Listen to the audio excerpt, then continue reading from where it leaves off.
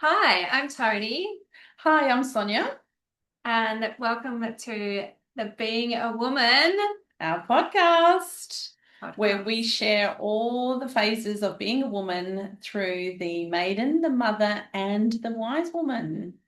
We've changed that word to wise woman because it sounds so much better than crone, right? Absolutely. So, thank you for joining us. And this is about our journey of being a woman and other people's journey of being a woman. So, we're going to interview each other, we're going to interview other people, and we're going to talk about all sorts of topics around our journey. So today we're going to hear Sonia's story Oh. of being a woman. Wonderful. Thank you, Tony. So it's so lovely to be able to share my story right back from the very beginning of conception to when I was given those chromosomes to say you're going to be a girl in this life, which is so interesting.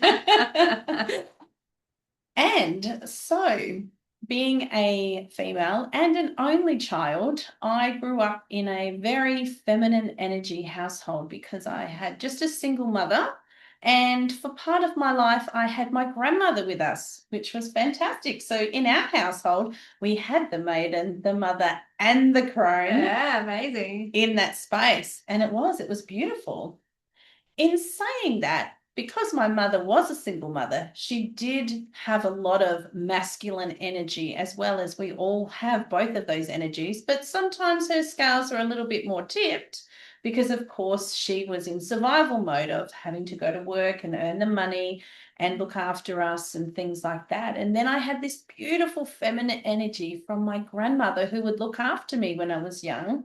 And she would do all the dress up and play. Used to play Red Riding Hood with the the little knitting box, and she'd have the little red cape on, and no, I'd have Oh, the red I love cape it. on actually, and she was the grandmother wolf in the bed.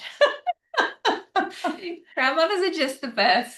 I know, aren't they? It's so good. My mother would never have had time for that in those That's days. right.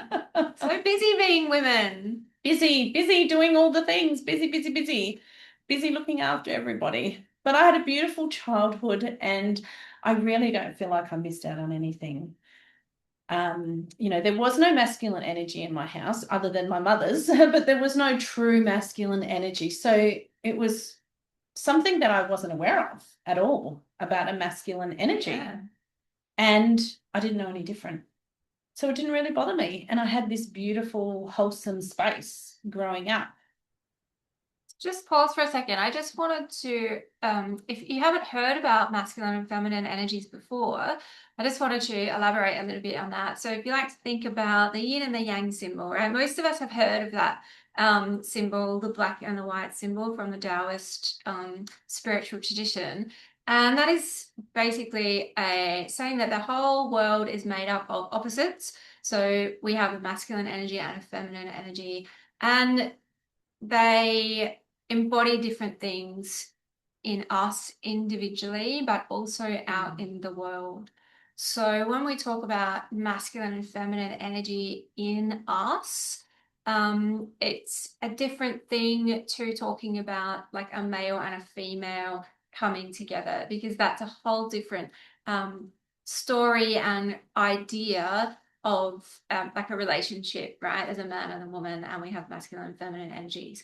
Um, so what Sonia is talking about right now is that the masculine and feminine energy within each of us, that where we find balance in life, right?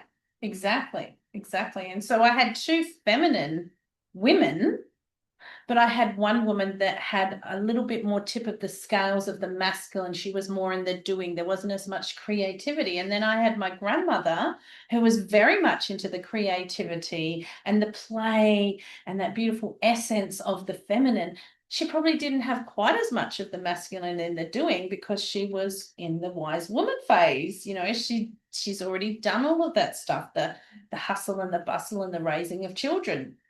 And then there's my mother with no external masculine to support her in this space. So she's having to be both And to be both meant that sometimes she was in that masculine more than she was in the feminine. But there was definitely the feminine, there was that energy of the connection with the hugs and the safety and the nurturing with the, the cooking and cleaning and all of those kinds of things. So Beautiful. you can still feel that energy there, but definitely was more of the other as well.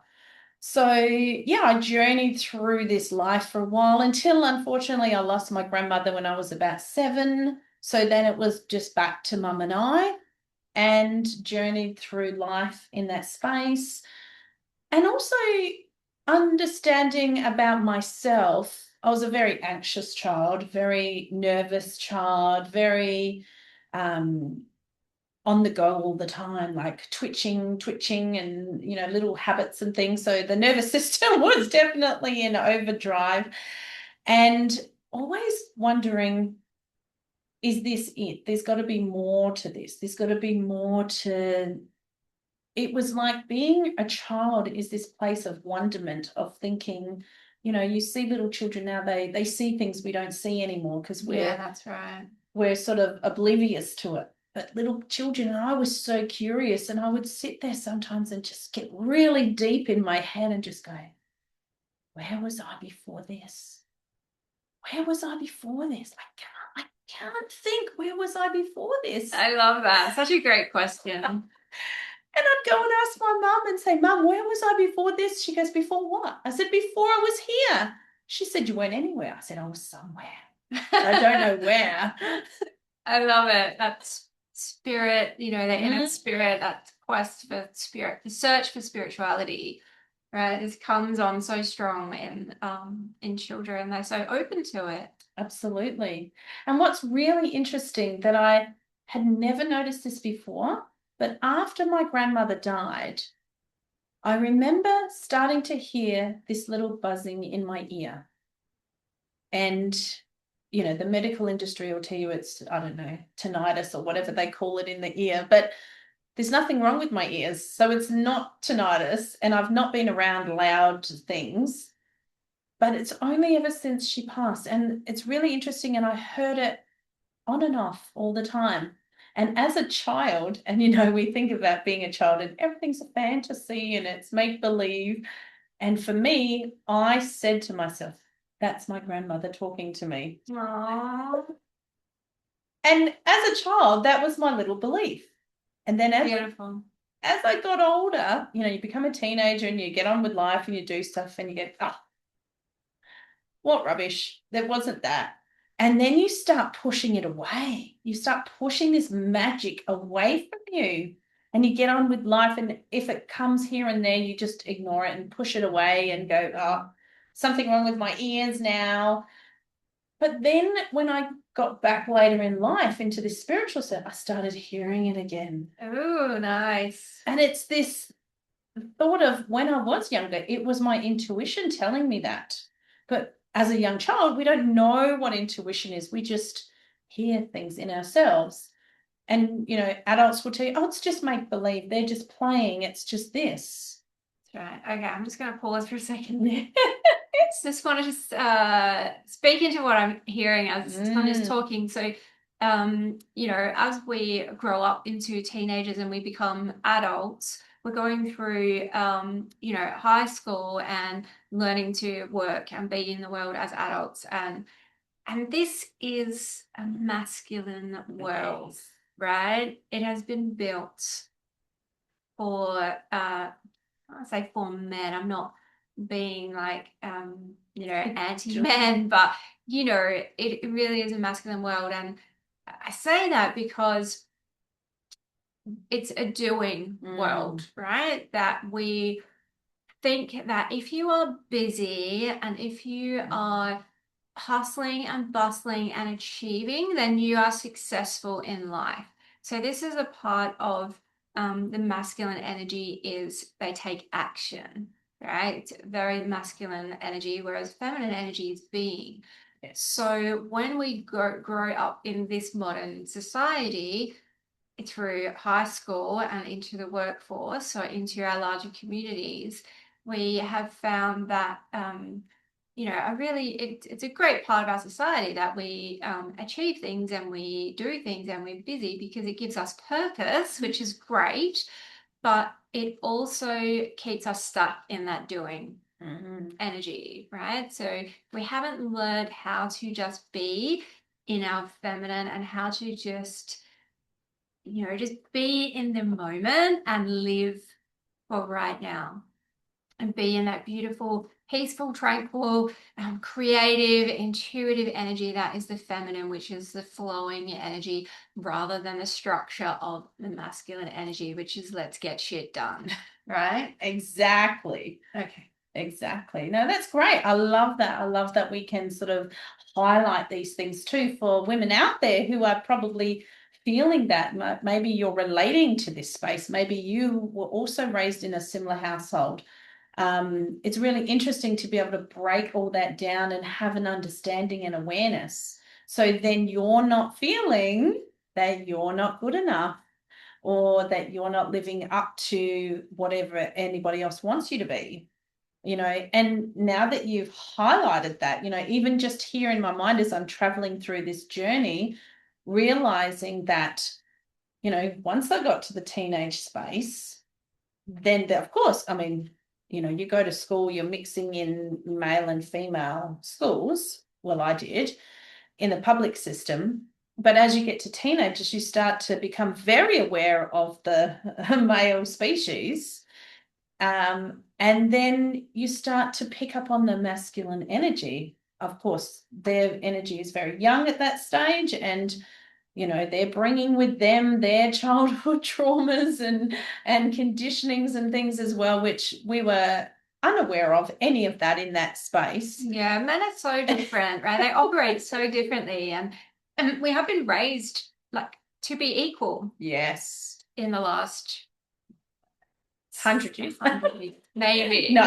not even that, right? But in the last 50 or 60 years, we've been raised to think that we are equal to men, but there are huge differences Absolutely. in men and women. Absolutely. So in my teenage years, started to come into that space, and you start looking for people that you are attracted to, and not having a male figure in my life, not even male cousins that I saw. I mean, an uncle I saw on the odd occasion before he passed, but he lived interstate, so there wasn't even a lot of that. My mother didn't have boyfriends coming into the house or anything like that, so there really wasn't any other masculine energies except people I meet, like my teachers or things like that. So you start then looking at the masculine in the boys, because we're boys and girls at that stage. And you just look at what looks good. Oh, they look good. Oh, I like, they play guitar, or, they have common interests. And those things are what you pick up on. So this is where your little lighthouse, I suppose, is like scanning what feels good. Yeah, I like that. The lighthouse. The lighthouse is going around. It's looking. And then, you start to get into these little boyfriend-girlfriend relationships, and you start to learn what that feels like and how then you're coming into yourself. So now we've been in the child phase of being the maiden in a sense. And you're still in the maiden at this stage. We're going through that prepubescent type space. And then you start to hit that puberty. And then your body starts to change, and you start to get all these hormonal fluctuations and the sexual desires. And, when I think back even now, I think back to that space. And just like you said, this is such a masculine world. And if we think about the masculine world, we talk about porn and, being the hottest girl and, wearing the lingerie and wanting to please a man and be all of those things. When we're that age, we just want to be liked. We want people to be attracted to us because that then makes us feel good. And it's so damaging when you think about that, because we haven't at that stage, and it might be different in this era for the young girls because the spirituality has come out so much more than when we were teenagers. But we get to this space as a teenager where we don't know about self-love. We don't know about self-value. I just want that guy to like me. I want to be popular. I want to feel connected. I want to feel part of the group. I don't want to be the one on the outside that no one's hanging out with. I don't want to be called the frigid. But then I don't want to be called the other thing either. We won't be saying that word, but you know what I mean. You don't want to be called that either. But you just want to belong. And so sometimes we make these choices because we want to belong instead of understanding how valuable we are. But one thing I did do throughout high school is I did stay true to myself because, there's always the smoking and the drugs and all of those things that happen at school and the swearing at that point. And I never swore back then. Oh, amazing. Never swore back then. And I stayed true to myself. And it was really interesting that you had a lot of the girls that went over to that space and became free and easy, smoked, drank, took drugs, all of that stuff.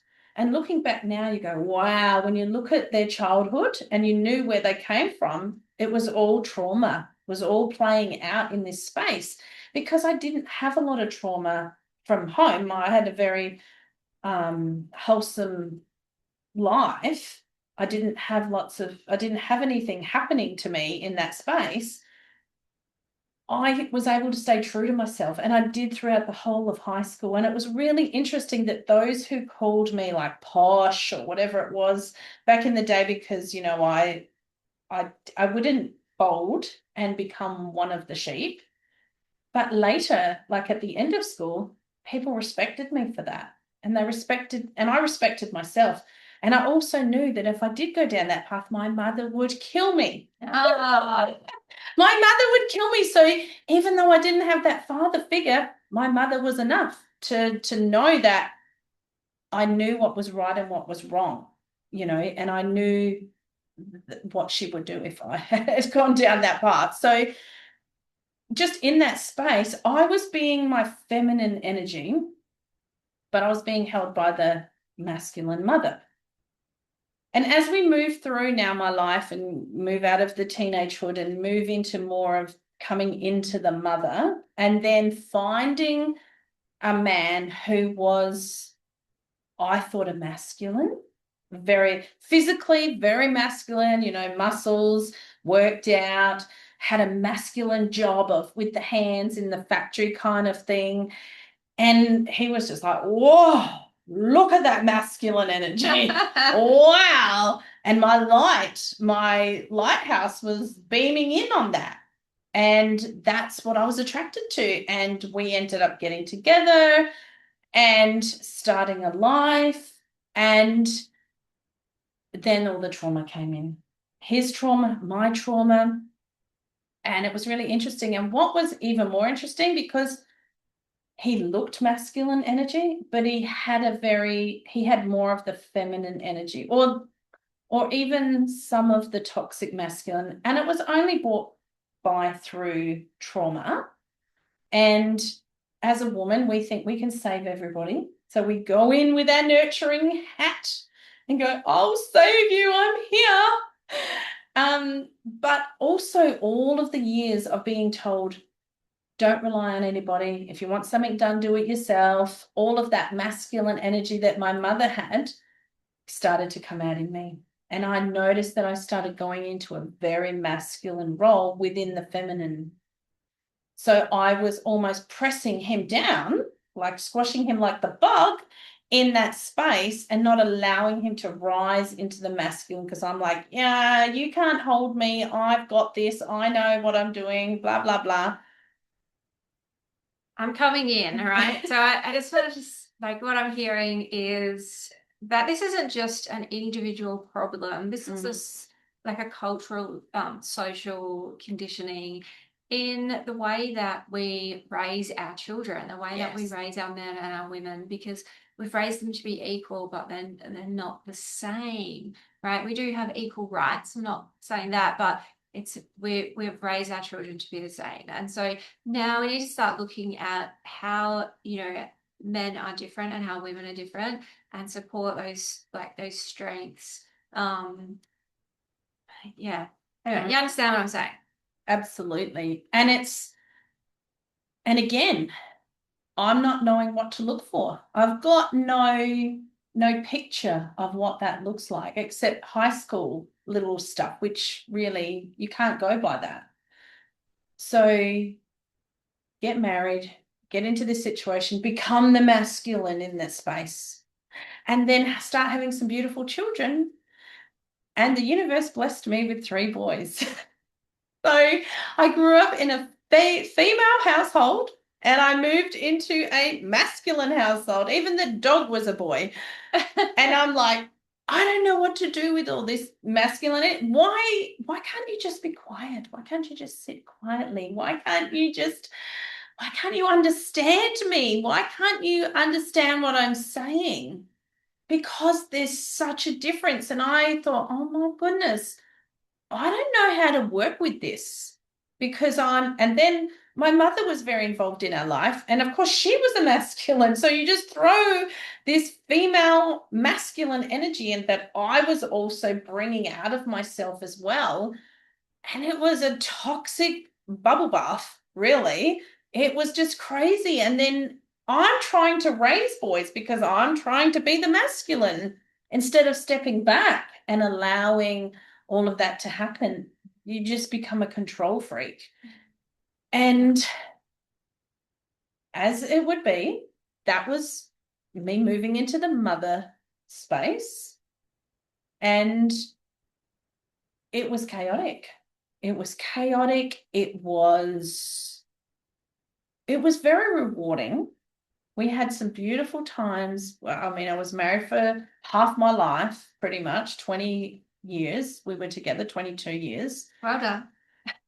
We weren't married that long, but we were married 22 years. I think we just before our 19th wedding anniversary. But what was really interesting is what I noticed is that within that space, and as my children started getting older, I completely lost myself as me because I started being this beautiful feminine energy. I went into being the masculine energy. And then I'm over here going, I don't even know what I'm doing anymore. I'm just out of control. I have no balance here. And it's all just toxic. It's toxic for everybody. And there's no blame in any of it. We were all just trying to balance out our toxic childhoods or whatever you want to call it. And then we're trying to raise 3 brand new humans to this world. And we were making a mess. So, okay, so the beautiful thing about NLP or neuro-linguistic programming, which we're both practitioners in, is that it teaches you to understand yourself as a human being. And you're really educating yourself about yourself, which is so beautiful, just bringing in so much understanding and exploring of who you are, which helps bring you back to a really safe place in yourself so that you can move forward into who you want to be. So we have learned so much from NLP and discovering who we are, which is so important in living that life that you really want to live, right? And so there's so much in that story of just being a mother and, stepping into this household of relationship between a man and a woman, and not understanding yourself properly, your energy, how to support and balance yourself, and then coming into a relationship and we expect so much, we judge so much, right? And if we don't have those skills, the understanding about ourselves as human beings, but also the understanding about ourselves as men and women, we don't really know how to get along with another person properly. And learning these communication skills is also a huge part of,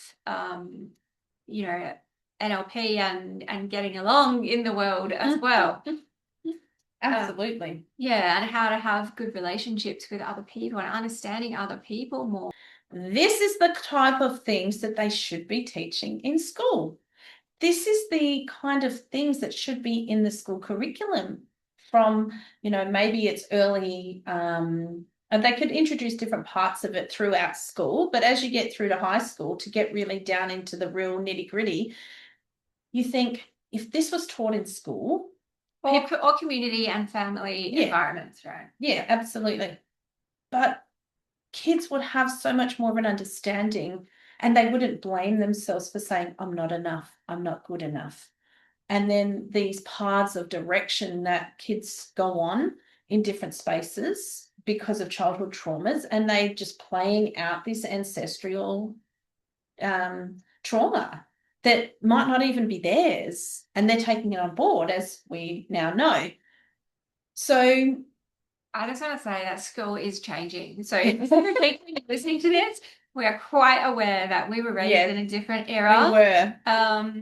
And school was all about educating about academics and Mm. maybe some art, but what we weren't taught basics about, basic humanity, psychology, which is some great things that are coming into the school system now, some emotional resilience and stuff like that as well.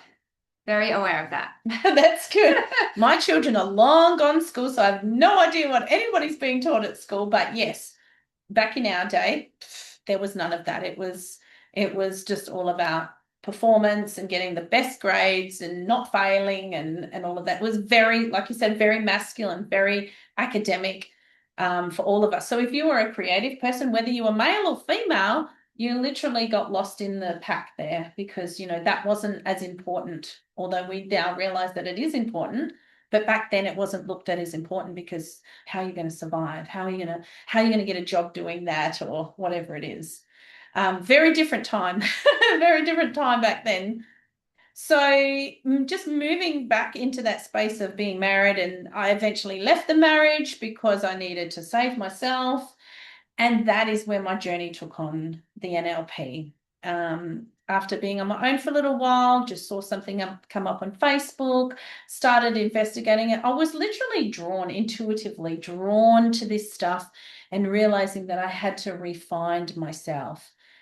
And that was a beautiful journey. And it's continued from there. And I call it basically the Great Awakening. It was in that moment, Yeah, which beautiful. people will always tell you when they start on their journey, on their path, it usually comes from some sort of trauma. Is it an accident? Was it a divorce?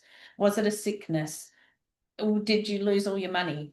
It's something drastic that happens Yeah, or a big sometimes. change like having children, Yes, getting married. it can be. It can be all of those things too, that somewhere along the line it just clicks and you just start to seek and you become the seeker and you're looking, that there's something else and you need to Yeah. move. And Sonia's just talking about feeling lost in her Mm. relationship as herself. So that's, yeah, what she was seeking, something else. I feel lost. I don't know who I am anymore. Um, I've been performing this role, but I've lost my sense of self, my identity, who I am. Like there's so much more there, right? Like The masks we wear. yeah. How many masks that we wear? We hide behind all these masks. And it was time to take the masks off and like the onion layers as we call it, take off another onion layer, keep taking off an onion layer. But yes, so that was the mother. That's the mother, and the mother phase never ends because regardless of how old your children become, you're always the mother. The moment you become a mother, you're a mother for life. It doesn't matter. And so you can't go back. You can't go back after that. You move. So it's this maiden, mother. You're literally moving through these phases. And for me, I'm now moving into the wise woman, which has been a challenge. It's definitely a challenge because now I'm a grandmother and I have these three beautiful grandchildren. And my first grandchild was a little girl, and we manifested her to have this beautiful space of feminine energy back in. And although my husband had been married before and we had a boy and a girl there as my stepchildren, um, I had a little bit of that energy, but in that toxic fishbowl, it was very hard to find, that feminine energy. We were all just surviving, really.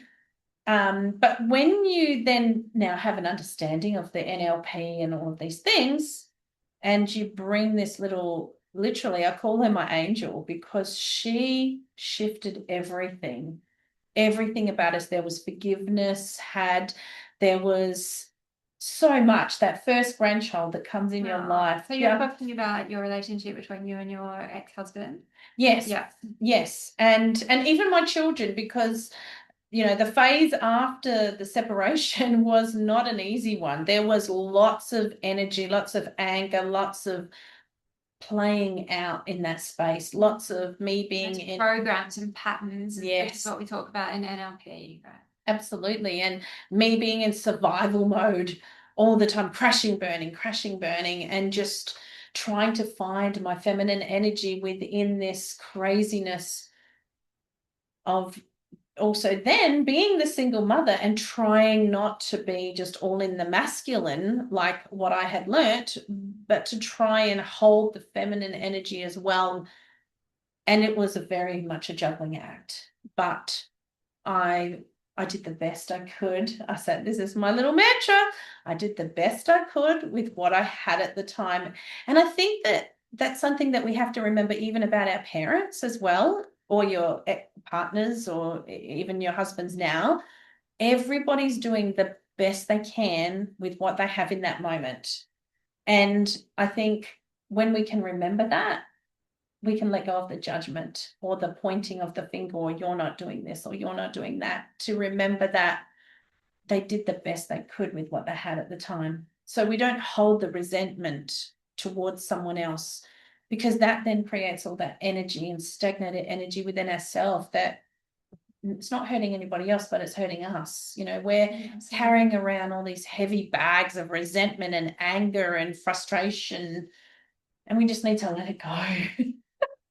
We can't. That's what your granddaughter did for you. She did. She just came along. She was so cute and so beautiful. And I had always wanted a little girl. I mean, because I come from the female household, I wanted to have the same relationship, or a relationship with a daughter that I had with my mother, because we even regardless of the masculine, my mother and I had a very close relationship. Sometimes I used to say we're one person in two bodies. That's how close I was. I realize that's wrong now. We are not one person in two bodies. We are definitely two people in two bodies with a connection, But and maybe that was also my trauma of being the only child with a single parent. I was very codependent throughout my life, and probably took me till I was about 45 to sort of just come out from under that wing and be able to stand. Yeah, so that's what we call a pattern in NLP, right? Those programs and patterns. So a pattern of being codependent. Absolutely. From childhood up until you start exploring yourself and understanding yourself a bit more, and then you can see those patterns more clearly and work on them. And those patterns are quite interesting because they didn't just come up with my mother. They've also come up with male relationships. So other relationships I've had since my marriage have turned into codependency, because still had work to be doing in that space. Until a couple of years ago, when I spent a couple of years by myself, just working on myself, stripping back all those layers to empower myself into this warrior woman, in a sense, to become this person that had the self-love, knew her value, was not going to accept less than she deserved, knew that she could do it on her own, not from a place of stuff men, I'm not interested. It wasn't from that. It was a place of going, I know I can hold myself. I know I can get through all this stuff. I don't need to be codependent on someone else. But it was also a very fine line because I also had the hearing of the mother talking of don't rely on anybody else. If you want something done, do it yourself. So there's this very fine line of saying part of that energy, knowing that I can do it myself, but also knowing that, but I would like to share it with somebody and have more of that. My partner says all the time, we're a team. In Beautiful. having that team togetherness, not one's in charge or one's codependent or the push pull, coming from the place of being you be you in all of your beautiful energy, and then they be them in all their beautiful energy. And then coming together to create beautiful energy without jealousy, without codependency, without expectations, without all these other needs, to just come into this place. And then truly being able to be in balance with yourself and then in balance in the relationship, which I now have. It's not always easy. And like you said about the patterns, they do fall back in. You can fall back into a bit of codependency, a bit of this, but now having the awareness, you can go, oh, hold on. I need to, what am I missing?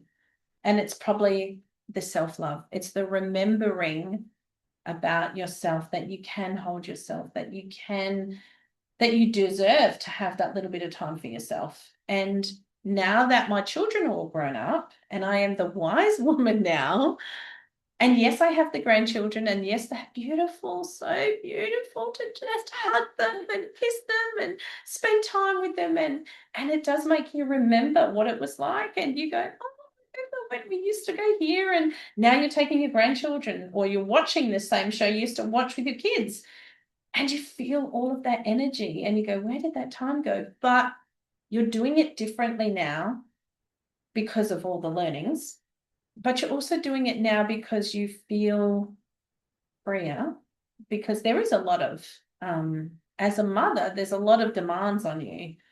And as the grandmother now, there's not as many demands. I'm still the mother, but of course my children don't need me to do all these things for them anymore. And you finally come into this place where you're free for the very first time in your life. Yay, freedom. You're free of demands, you're free of expectations, you're free of things, and you just don't care about people's judgment anymore.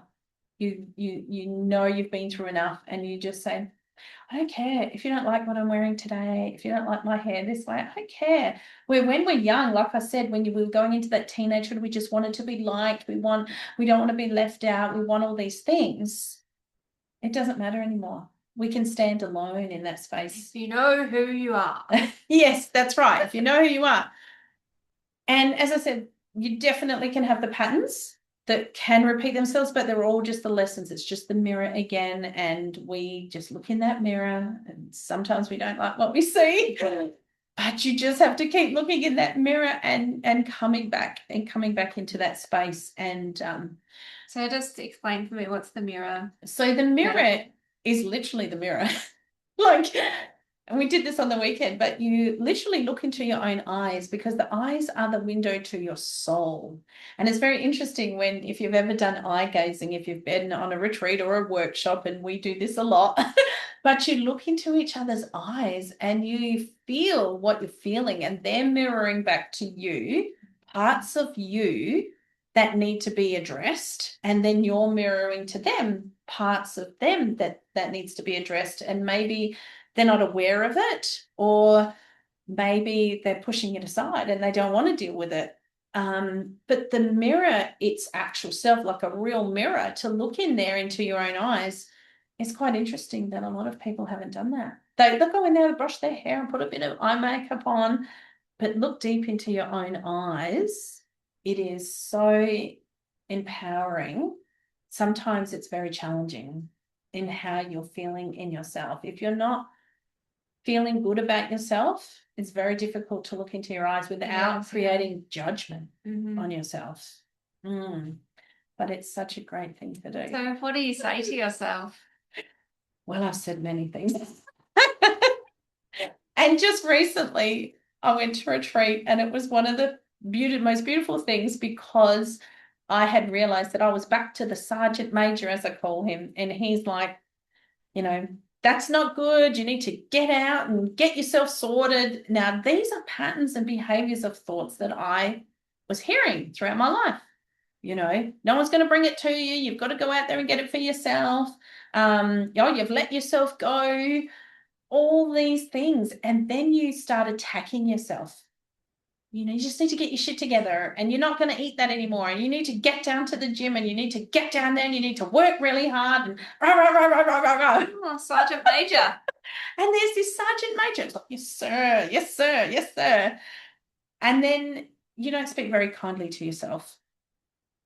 But when you change those thoughts, and it's not always easy, because again, this is good. We're living in a male-dominated world.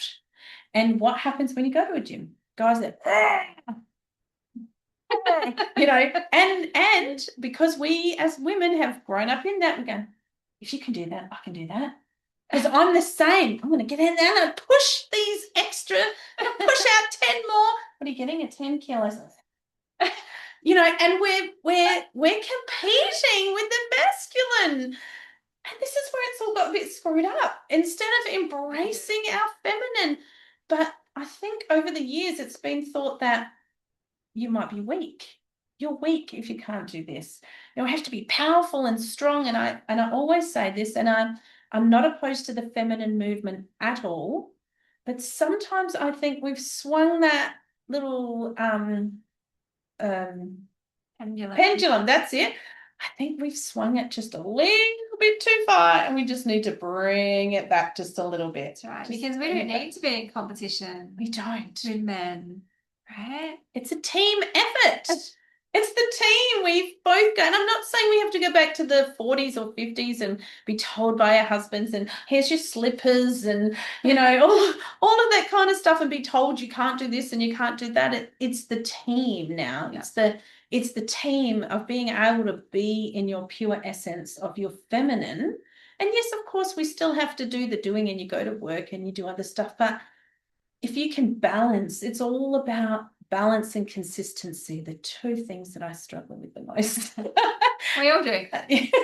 But inherently we are different. Men and women are different. And so, like balancing ourselves and then bringing that into a relationship as well, the balance, and embracing each other's strengths, embracing our own strengths, and acknowledging our own weaknesses and where we might need support, and asking for that. But also when you come together as a team, absolutely, or a couple or a partnership, like acknowledging that you are different and you all have different strengths, and how can you work together? Absolutely. And it is something that you do have to work together, and it is a team effort. And I think that if you've had enough time by yourself to know who you really are, and you attract in what you're really looking for, to then be able to say, I'm not going to give up on this. Of course, if you're in a bad energy, bad relationship, there's, terrible things happening, of course, don't stay for that. But just the everyday crap that goes on, I think we need to build that little bit of resistance, and also try to, but it has to come from both people. You really have to have that both people working in that space. You can't really do this alone. But I think the one thing that you can do as a woman is to honor yourself, in all the spaces. And I think you also need to honor yourself in spaces with other women.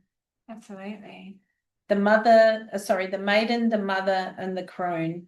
And if we go back to centuries or that, we first all came from tribe, being in circle with other women and having women friends and having women that are like-minded, not those that are judging you, but having the like-mindedness where you can be 100% vulnerable with your fellow sister, and you can talk into these things and be held in those spaces.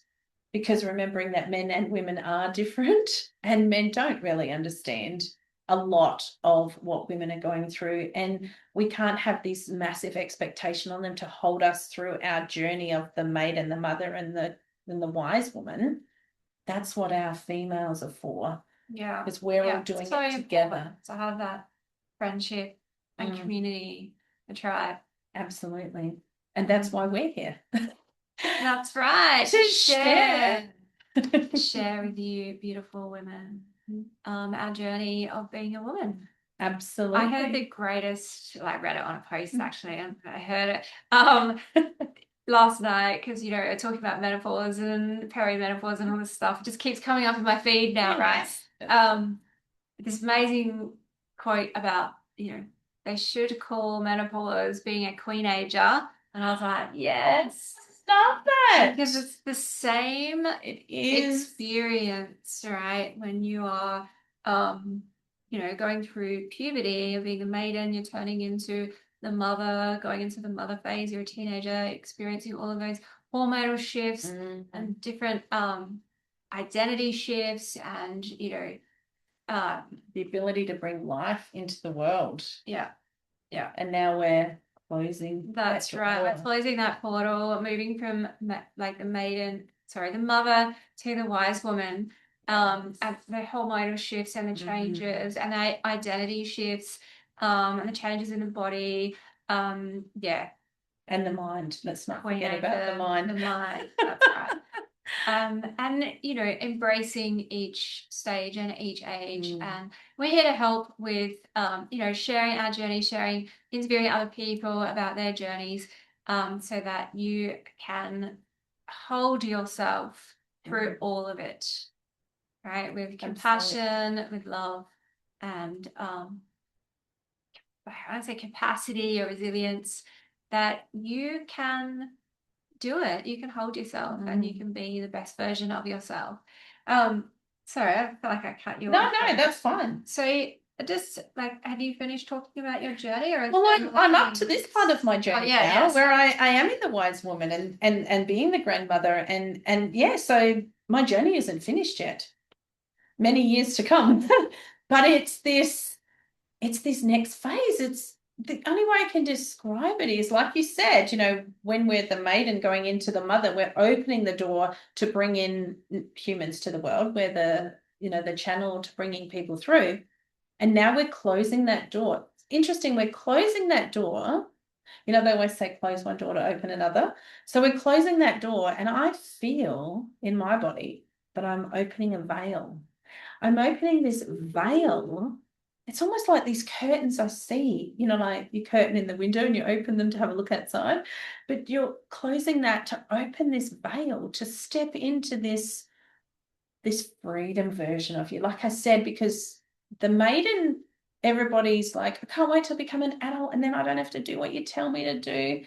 But then you become the mother. It's like, I still can't get to do what I want to do because now I've got responsibilities. I've got a husband, I've got kids, I've got this, that, everything else. It's most chaotic. But now you're really opening up this veil to step through and go, welcoming freedom. I'm welcoming freedom for choices, freedom of thoughts, freedom for not holding anyone else's baggage, not taking on anyone else's baggage, and not really caring about, and not from a place of being horrible about it, but from this place of not being the people pleaser and being able to go, if I'm going to walk out of here today wearing a mixed match of clothing, then that's what I'm going to do, or whatever you want to do, or, and it takes the pressure off you to be able to surrender to that. And some women might transition into that really easily.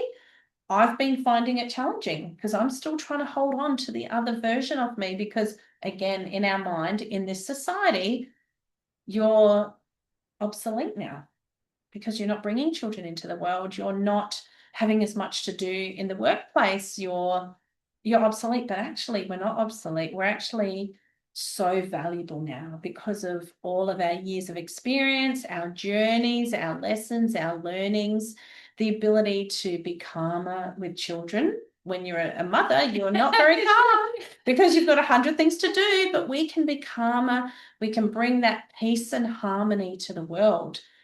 And that's the beauty of the wise woman, is bringing peace and harmony into the world again. So we're so important now, so important and so valuable. Absolutely. Mm. Yeah, beautiful. Well said. Um, Yeah, so I know, yes. I just wanted to finish off with Mm. asking about, just to wrap up, like you asking like your biggest challenge that you faced. I'll let you Mm. know what that is right now after all of this, but also like the biggest learning and the biggest lesson, yeah, for yourself in your journey so far. I think, just channeling that in, I think that my biggest challenge has been trying to control everything externally outside of myself. Because at the end of the day, you can't control what anybody else thinks, says, or does. You can only control yourself. But throughout all my years, I was trying to control my kids. I was trying to control my husband. I was trying to control workplace situations. I was just trying to control everything. And then I became out of control, So the one thing I didn't control was myself. And when I say control myself, I don't mean like I was this raving lunatic Tasmanian. Well, I probably was sometimes. This Tasmanian devil zipping all over the place, creating chaos, which I did that too a little bit. But I didn't take the accountability because I was unaware. I didn't take the accountability for my own happiness and for my own love and my own space and time to be in my own presence, because I was allowing everything outside of me to fill up my days, to fill up everything. So that was my biggest challenge, was being out of control. And my biggest lesson has been, and it's a really hard lesson, but my biggest lesson has been learning how to let go. Is how to let go of all the things that you think are important but actually aren't important. And to just let go of all the other noise, all the other chaos, everything else, and stepping into that space of the sacredness within myself. And I have to say that I'm probably really just coming into that now. And that's that veil opening.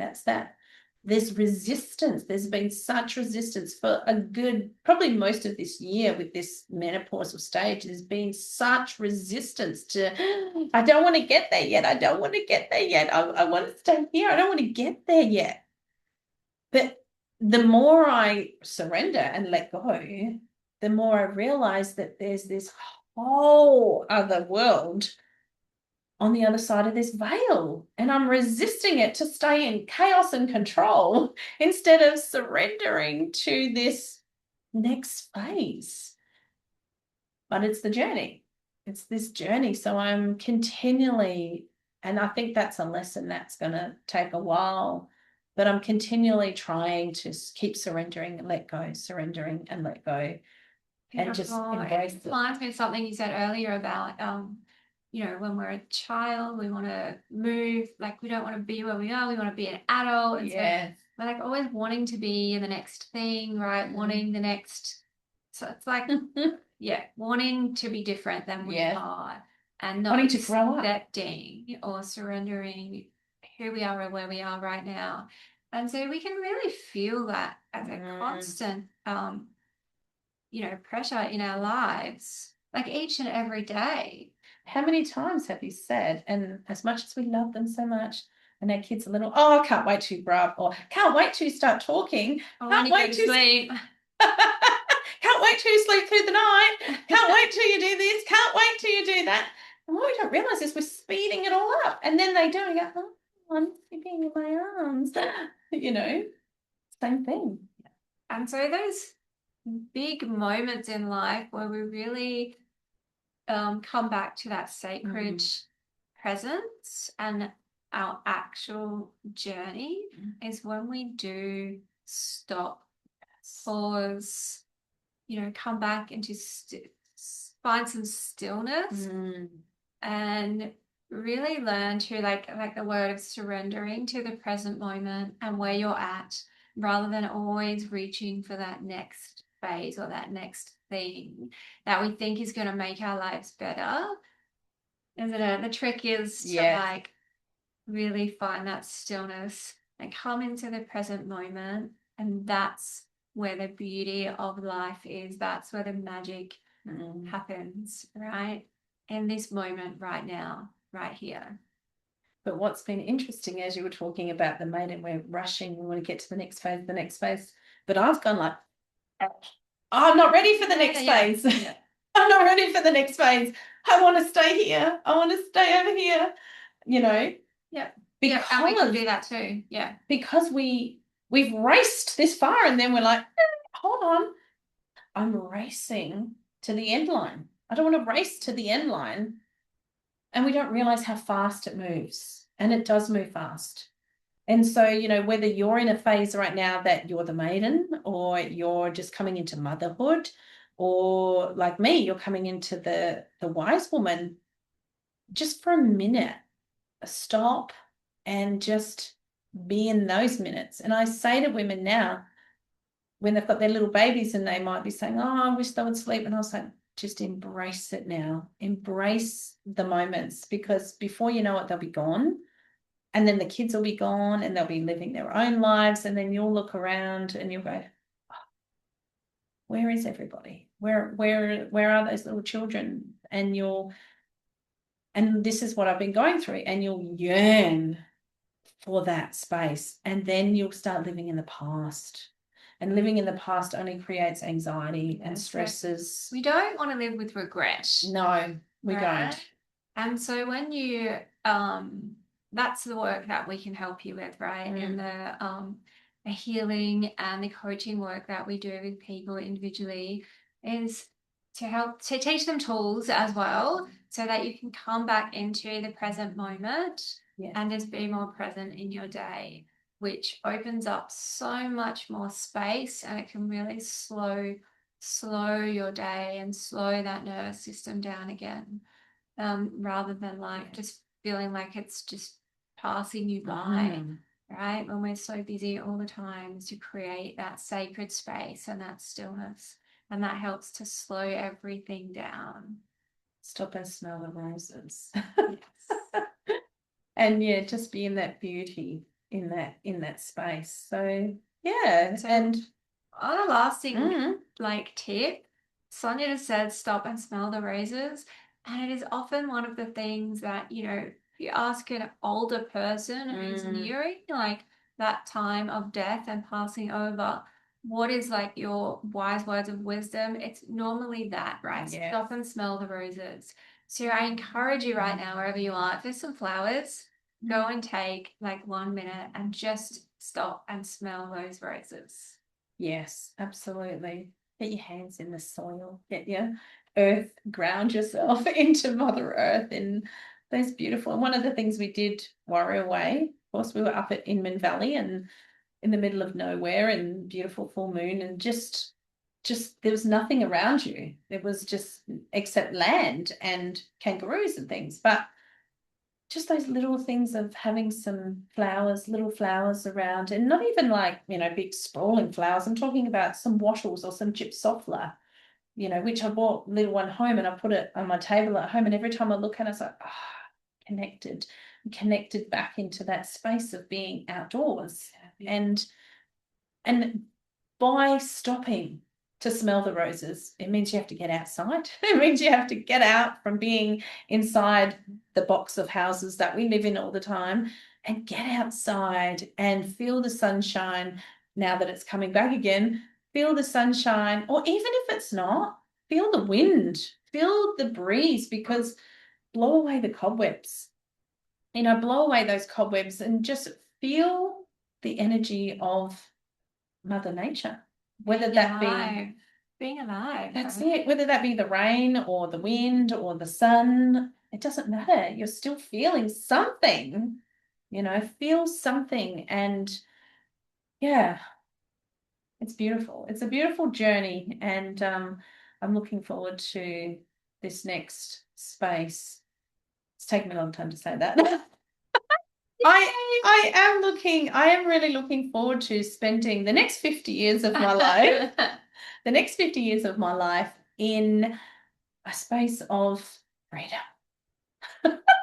Beautiful. Freedom to be and do whatever I want to do. Yeah, amazing. Yes. So that's what you've got to look forward to. Exactly. Exactly. Okay, are you finished? That's where I'm going to leave my journey for now. And yeah, well, I look forward to hearing your journey next time. Thanks for joining us. Thanks for joining us. We look forward to seeing you again very soon.